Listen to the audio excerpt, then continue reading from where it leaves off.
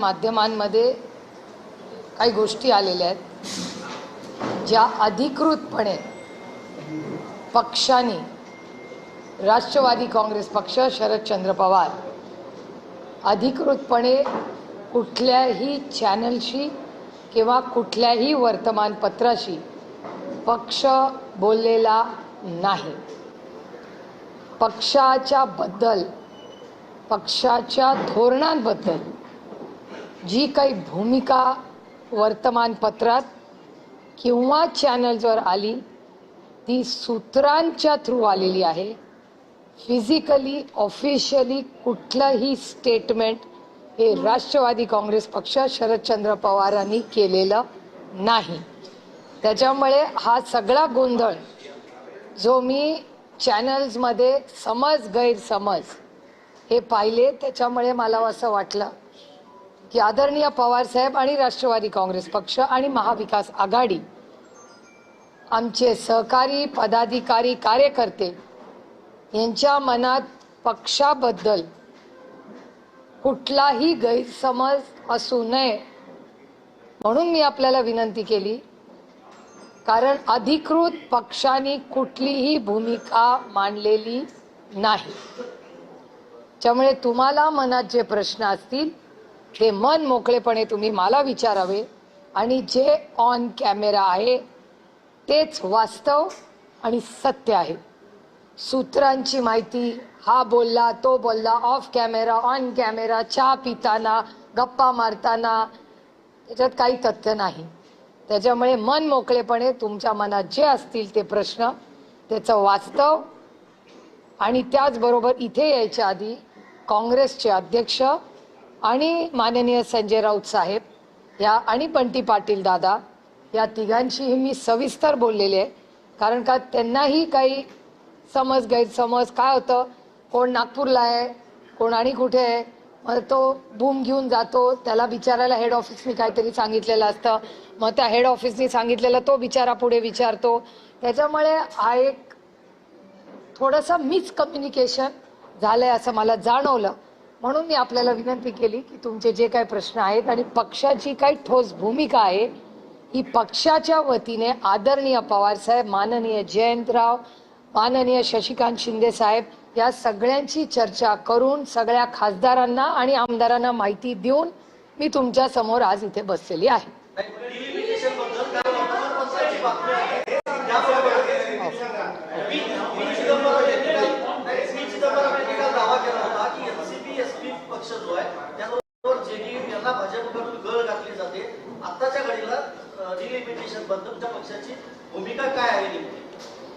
एकतर बिल आलेलं नाही आमच्याकडे नवीन, त्याच्यामुळे नवीन बिल आल्याशिवाय बिल बद्दल मी कशी बोलणार।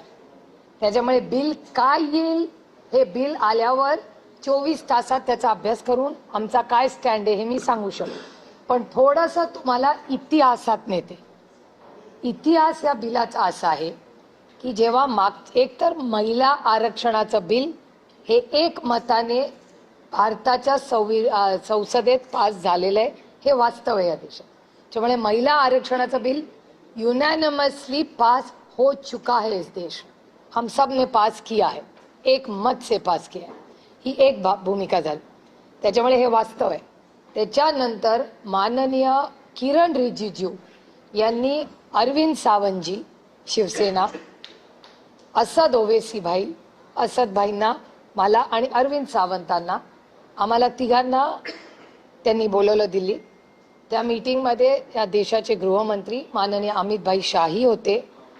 त्यांनी आम्हाला सगळ्यांना असं ब्रीफिंग किरण रिजिजूंनी केलं दिल्लीमध्ये की आमचं सपाशी, काँग्रेसशी, DMKशी सगळ्यांचं वेगळं वेगळं बोलणं झालंय। आम्ही तुम्हाला तिघांना एकत्र बोलवलेलं आहे आणि आमची भावना आणि भूमिका अशी आहे की एक प्रस्ताव आमच्या मनात आहे की अनेक डिलिमिटेशन बद्दल वेगळी वेगळी मतं आहेत आणि साऊथच्या दक्षिणेतल्या राज्यांना असं वाटतंय की जर पॉप्युलेशन लोकसंख्येच्या वर जर आधारित डिलिमिटेशन झालं तर साऊथवर म्हणजे दक्षिण राज्यांवर अन्याय होईल। त्याच्यामुळे डिलिमिटेशनला सगळ्यांचा विरोध आहे, सगळ्यांना समान न्याय मिळावा हे पूर्णपणे रास्त आणि आम्हाला सगळ्यांनाच मान्य। आता डिलिमिटेशनचा फॉर्म्युला काही बदलता येईल का? तर अमित भाई शाह आणि किरण रिजिजूंनी असा एक प्रस्ताव आमच्या समोर ठेवला की आपण सरसकट काश्मीर टू कन्याकुमारी प्रत्येक राज्यामध्ये 50% सीट वाढतील. याचं उदाहरण मी समजून सांगते तुम्हाला की समजा 48 सीट महाराष्ट्रात आहे. 48चा 50% किती होतं? 24. म्हणजे 48 प्लस 24 म्हणजे 72. म्हणजे महाराष्ट्रातून 72 खासदार निवडून जातील. आणखीन एक उदाहरण देते समजून सांगायला सोपं करण्यासाठी सगळ्यांना, की उत्तर प्रदेशमध्ये 80 खासदार निवडून जातात. त्याचा 50% म्हणजे 40. म्हणजे उत्तर प्रदेशातून 120 खासदार जातील. सोपं झालं? क्लिअर? No confusion? आता समजा आपण महाराष्ट्र केंद्रबिंदू ठेवूया, कारण का आपण महाराष्ट्रात बसलोय, मुंबईत बसलो. 72 खासदारांमध्ये पहिलं SC ST ला आरक्षण द्यायचं. त्याच्यात 3 सीट जातात हिशोबाप्रमाणे. 3 सीट गेल्या 72 मधल्या, 69 राहिल्या. 69 मधल्या 33% आरक्षण जाणार, त्या महिला जाणार. राहिल्या 48 ज्या ओपनला राहतात. Any confusion, any questions? मगच पुढच्या टप्प्यात जातो. तर 50% सरसकट देशात वाढ आली तर कुणाचा विरोध आहे का? तेव्हा मी स्वतः, शिवसेना स्वतः, असं दोघेची आम्ही सगळ्यांनी सांगितलं हा लोकसंख्येपेक्षा हा जास्त योग्य आम्हाला वाटतं. आम्ही इंडिया अलायन्स मध्ये चर्चा करतो आणि मग तुम्हाला सांगतो. मी स्वतः त्या इंडिया अलायन्सच्या मीटिंग मध्ये गेले. हा प्रस्ताव अमित भाई शाहनी आम्हाला बोला. आमचं ऑब्जेक्शन होतं की आम्हाला सगळ्यांना एकत्र बोलवा.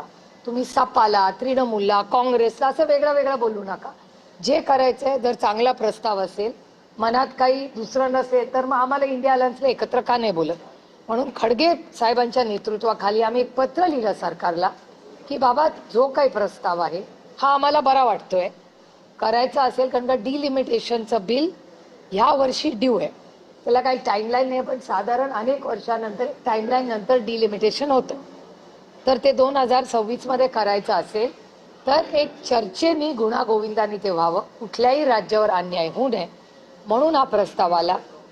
माझं स्वतःचं DMK, तृणमूल, सपा सगळ्यांशी बोलणं झालं, काँग्रेसशी बोलणं झालं आणि मोठी हा प्रस्ताव जेव्हा आला तेव्हा आम्ही सगळे म्हणलो की इंडिया अलायन्सच्या माध्यमातून आपण या सगळ्याचा विचार करायला हरकत नाही, कारण का कुठल्याच राज्यावर ह्याच्यात काही अन्याय होत नाही असं दिसतंय. पण हे करत असताना डिलिमिटेशनचा प्रोसेस काय असेल, म्हणजे मतदारसंघ जर बदलायचे झाले तर तुम्ही कसे बदलणार, त्याचा फॉर्म्युला काय, तर याचं उत्तर सरकारकडे नव्हतं. मग सरकारने बिल आलं. बिल आल्यावर आम्हाला धक्का बसला, कारण का मला स्वतःला वाटलं होतं की ते 50% त्याच्यात लिहिलेलं असेल. बिलमध्ये कुठेही 50%चा उल्लेख देखील नव्हता. तुम्ही संसदेची चर्चा जर काढून बघितली, आम्ही सविस्तर त्याचा उल्लेख आमच्याही भाषणात केलाय आणि माननीय अमित भाई शाहचं ऑन रेकॉर्ड पार्लमेंटमध्ये संसदेत स्टेटमेंट आहे की 50%ची अट माझी घालायची तयारी आहे. 1 तास हाऊस बंद करूया, मी बिलाचा प्रस्ताव करतो. नंतर ना हाऊस बंद झालं ना नवीन बिल आलं. आणि बिलचं काय झालं हे तुम्ही सगळ्यांनी पाहिलेलं आहे. त्याच्यामुळे 50%, आता मला कोणीतरी परवा व्हॉट्सॲपवर विचारलं तुमचा डिलिमिटेशनला सपोर्ट आहे का. मी म्हणलं जेव्हा मागच्या वेळीच माझं बोलणं, आणि मी कुणाशीही बोललेले नाही, मला कुठल्याही प्रसार माध्यमातून मीडिया हाऊसनी विचारलेलं नाही, मी कुणाशी वर्बली बोललेले नाही. मला काल एक व्हॉट्सॲप आला की आर यू सपोर्टिंग. त्याचं मी उत्तर लिहिलं की we will consider provided, consider, इंग्रजी मी रिपीट करते, consider supporting if the 50% cap is to be discussed and the bill how will it be implemented is still a question mark. एवढं सविस्तर मी व्हॉट्सॲपवर एक प्रायव्हेट कॉन्व्हर्सेशन मध्ये हे सांगितलेलं. आता प्रायव्हेट कॉन्व्हर्सेशनच्या जर बातम्या होत असतील तर मग आता आजपासून तुमच्याशी प्रायव्हेट व्हॉट्सअपवर का बोलायचं का नाही हा पण प्रश्न झाला. कारण का एक तुम्ही मला प्रश्न विचारला, तो मैत्रीत मी त्याचं तुम्हाला उत्तर दिलं. ती बातमी होणार असेल तर आजपासून मी तुम्हाला जेव्हा बोलीन on record off record WhatsApp, मी असं समजीन की तो कॅमेरा चालू आहे. कारण का ती व्हॉट्सॲप की काय आमचा खूप गांभीर्याने काम करणारा पक्ष आहे, त्याच्यामुळे व्हॉट्सॲपवर आम्ही धोरणं नाही ठरवत. बिल तर हातात आलं पाहिजे. मी सपोर्ट करायला माझ्या हातात बिल तर असलं पाहिजे. बिलच आलेलं नाही, सपोर्टचा विषयच येत नाही. पण जुन्या बिलमध्ये काय होतं याची चर्चा जरूर झाली आहे. मी आजही जेव्हा राऊत साहेबांशी बोलले तेव्हा राऊत साहेबांनी मला हे सांगितलं की हो सुप्रिया, तू म्हणलीचे बरोबर आहे. मी उद्धवजींशी बोललो, आम्ही अरविंद सावंतांनाही बोलून घेतलं. अरविंद सावंतांनी कन्फर्म केलं की सुप्रिया सुळे, असद ओवेसी, अरविंद सावंत, अमित शहाजी आणि किरण रिजिजू अशी मीटिंग दिल्लीत झाली का, तर झाली. ती ऑफिशियलच मीटिंग होती. ती आम्ही काँग्रेसला सांगितली का, ऑफकोर्स सांगितली. आणि मी आजही जेव्हा हर्षवर्धन सपकाळांना बोलले, मी काँग्रेससाठी बोललेलेच नाही. तुम्ही दाखवावा. आज सकाळपासून मी कॅमेरावर काँग्रेसने हा निर्णय घेतलाय, मी आता पहिल्यांदा बोलते आज मीडियाशी. त्याच्यामुळे आज सगळ्या गोष्टी ज्या आहेत it's a storm in a tea cup. मला वाटतं त्या खिडक्या बंद करा म्हणजे आवाज येणार. त्यामुळे राष्ट्रवादी काँग्रेस पक्ष, शरदचंद्र पवार, डिलिमिटेशनच्या बाबतीत जर गरज असेल तर सरकारने प्रस्ताव द्यावा. 50% जो कॅप आहे तो जर सगळ्या इंडिया अलायन्सची आम्ही चर्चा करू आणि योग्य आणि लोकप्रतिनिधी आणि मायबाप जनतेच्या हिताचा असेल तर आमची कुठल्याही विधेयकाला चर्चा करायची तयारी आहे. कारण काही लोकशाही आहे. मी 3 JPCs वर आता आहे, 3 joint parliamentary committees, 1 nation 1 election. मी काल उत्तर प्रदेशवरूनच आले त्याची चर्चा करू. मी नवीन कॉर्पोरेट लॉ येतोय त्याच्या JPC वर आहे. आणि तिसरी JPC 130th अमेंडमेंट, त्याच्यामध्ये कुठलाही प्रधानमंत्री मुख्यमंत्री जर 30 दिवस जेलमध्ये गेला तर त्याला सुमोटो काढायचा अधिकार आहे. याचा राष्ट्रवादी काँग्रेस पक्ष, शरदचंद्र पवार ताकदीने विरोध करत आहे. 2 JPCs मध्ये आम्ही चर्चेला बसलो, अजून ती JPC पूर्ण झालेली नाही. त्याच्यामुळे 2 मध्ये आमची अजूनही चर्चा चालली आहे. 3ऱ्या JPC मध्ये आमचा पहिल्या दिवसापासून त्या विधेयकाला विरोध आहे. कालही होता, आजही येऊन उद्या होईल. कारण का कुठलाही व्यक्ती उद्या कुठल्याही नेत्याला जेलमध्ये टाकेल, 31 दिवस ठेवेल, 31व्या दिवशी त्याला सुमोटो काढता येईल, हे अधिकार कोणाचेही नाही. कारण का केस खरी आहे की नाही या देशामध्ये, you are innocent, you are proven guilty.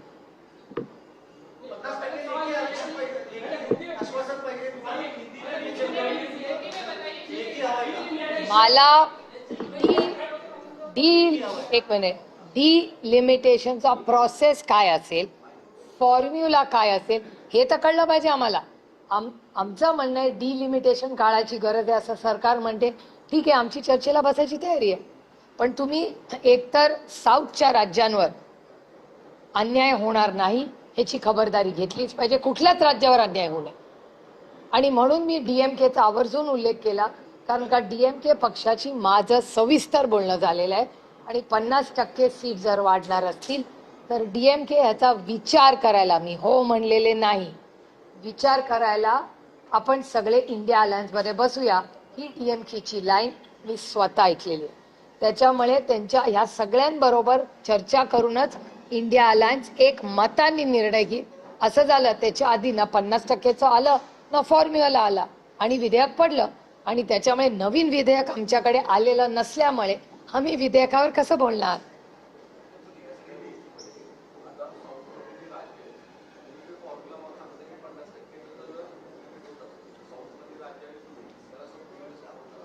नाही, एक तर 50%, पण फॉर्म्युला डिलिमिटेशनचा कसा करणार हे पण आम्हाला कळलं पाहिजे ना.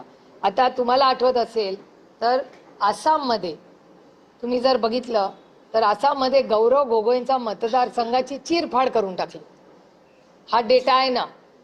त्याचबरोबर पुण्यामध्ये कॉर्पोरेशनचे जे वॉर्ड्स आहेत त्याच्यामध्ये दत्ता धनकवडेंचा वॉर्ड हा पूर्णपणे तोडून फोडून टाकला होता.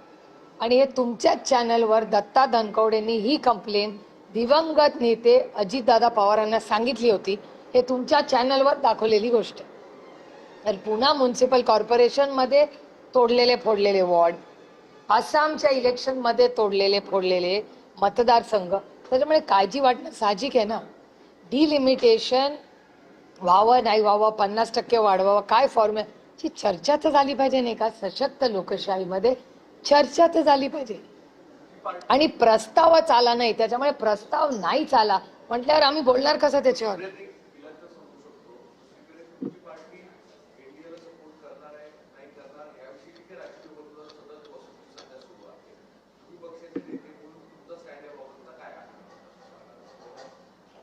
एकतर मला गंमत ह्याची सगळ्याची असं वाटते, जे मी काल नाशिकमध्ये केले आणि मला वेदना होता त्या गोष्टींमध्ये.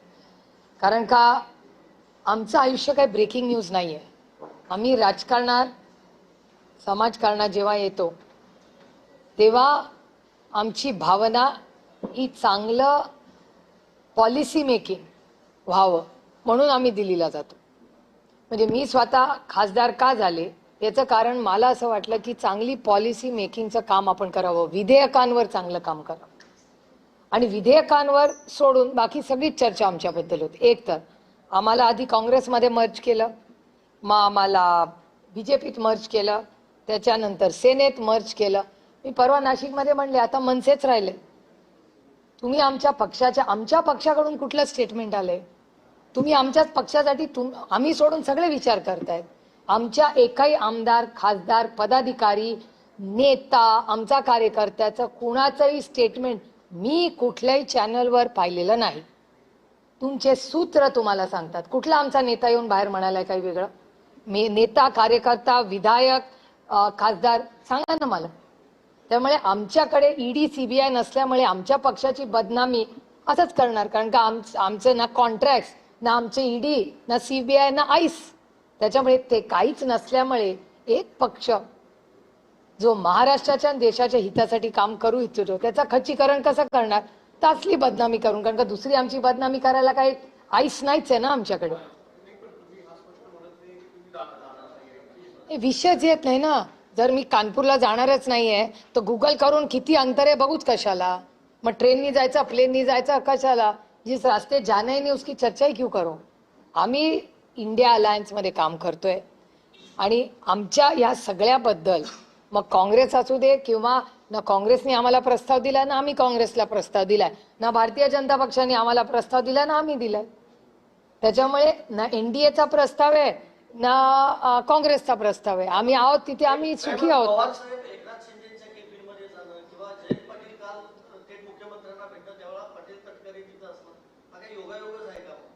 एक मिनिट.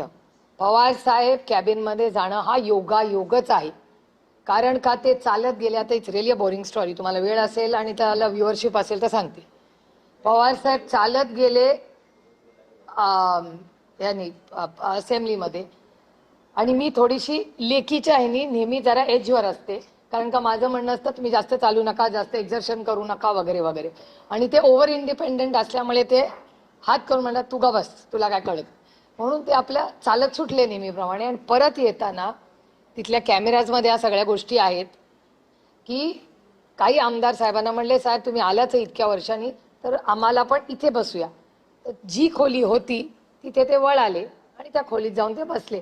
आता त्यांना काय माहिती. आणि एक सांगते, असेंब्ली पार्लमेंटमध्ये, संसदेत आणि कुठल्याही असेंब्लीमध्ये फक्त प्राईम मिनिस्टरचं ऑफिस आणि चीफ मिनिस्टरचं ऑफिस या फिक्स जागा असतात. बाकी सगळ्यांचे ऑफिसेस बदलत असतात. हे तुम्हालाही माहिती असेल, तुम्ही रिपोर्टिंग करता. तिथे काय फिक्स जागा नसतात. कुठलीच आयुष्यातली जागा बाय द वे राजकीय पद्धतीत फिक्स नसते. आणि ज्याला वाटत असेल ती फिक्स्ड आहे या भ्रमात मी तरी नाही आहे. There is nothing permanent in politics ever for anybody for that matter. त्याच्यामुळे या भ्रमात मी नाही. त्याच्यामुळे ते जाऊन तिथे बसले. काय 4-5 लोक त्यांना भेटले. हा शिंदे साहेबांचा मनाचा मोठेपणा. अच्छे को अच्छा बोलना चाहिए. आता त्याची न्यूज कराल की शिंदे साहेबांचं ताईंनी कौतुक केलं.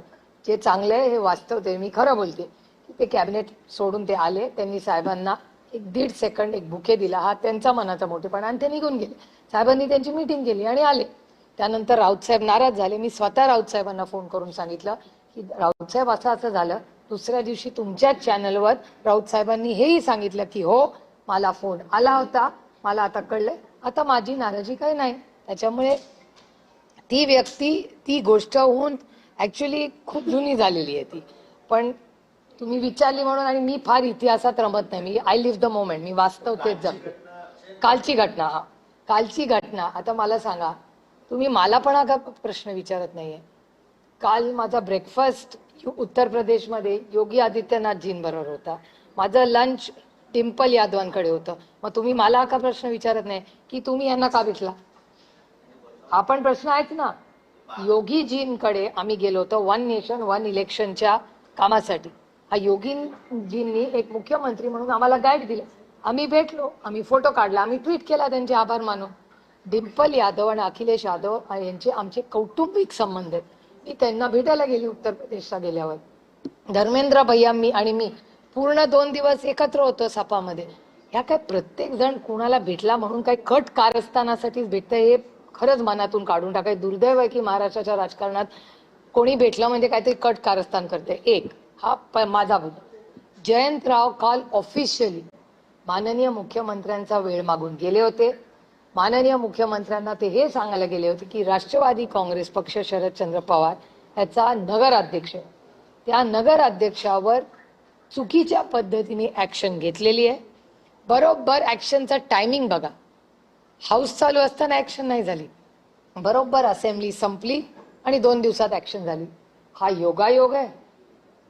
हा एक भाग झाला. जयंतराव तर ऑफिशियली गेले होते, गाडीने गेले, गाडीने आले. त्यांनी जयंतरावनी काय हुडी फुडी घातली नव्हती, ऑफिशियलीच गेले, काही प्रॉब्लेम नाही. एक तिथे सुनील तटकरे जी आणि प्रफुल्ल पटेलजी होते का नाही ह्याचं उत्तर माझ्याकडे. आणि हा प्रश्न मला विचारायच्या ऐवजी हा प्रश्न तुम्ही माननीय देवेंद्रजींना विचारला पाहिजे, कारण काही मीटिंग त्यांच्या घरी झाली. वर्षा बंगल्यात ते राहतात ना, त्याच्यामुळे त्यांच्या बंगल्यात कोण येतं जातं हे आम्ही कसं सांगणार? आम्ही सामान्य माणसं, आम्ही साधे विरोधी पक्षातले खासदार, आम्हाला कसं माहिती असेल माननीय मुख्यमंत्र्यांच्या घरी कोण जातं नाही? ह्या सगळ्या प्रश्नाची उत्तरं तुम्ही त्यांना विचारायला लागेल. आमच्या पक्षाचे नेते इस्लामपूरच्या, ईश्वरपूरच्या कामासाठी गेले होते, ऑफिशियली वेळ मागून गेले होते, त्यांचं काम झालं आणि पुढच्या दरवाज्याने गेले आणि पुढच्या दरवाज्याने परत आले.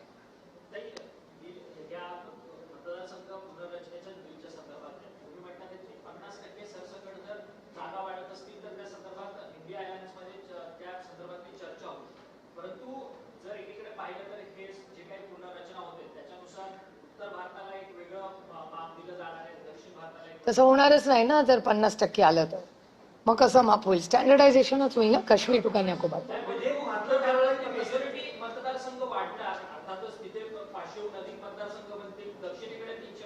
आत्ता जसं आहे तसंच होईल. आत्ता जो बॅलन्स आहे तोच 50% वाढला तर आहे. आत्ता जेवढे तेवढीच टक्केवारी राहणार ना, टक्केवारी थोडी बदलते.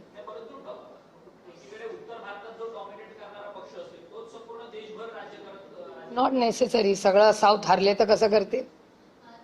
किती सीट आले तरी 500 सीट होतील ना, मग गेम विल चेंज.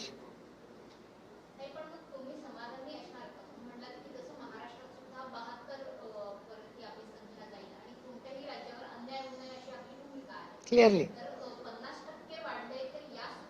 पण त्याच्याबरोबर एक तर प्रस्ताव तर येऊ द्या. मागच्या वेळेस आम्हाला बोलवलं मीटिंग मध्ये पण बिल मध्ये आलंच नाही, म्हणून आम्ही बिलला विरोध केला. म्हणजे आम्हाला बोलून सांगितलं एक आणि बिल मध्ये प्रिंट मध्ये आलं नाही. आता आपण जे बोलतो ते बिलात यायला पाहिजे ना. चर्चा नाही, आम्हाला बिल आल्याशिवाय मी बोलणार नाही. बिल आल्याशिवाय मी कसं बोलणार? कारण का इम्प्लिमेंटेशन कसं करणार हा पण एक मोठा मुद्दा आहे ना. कारण का जर सीट असतील तर त्या सीट मध्ये फॉर्म्युला काय असेल त्याचं क्लॅरिफिकेशन केंद्र सरकारला आम्हाला द्यायला लागेल.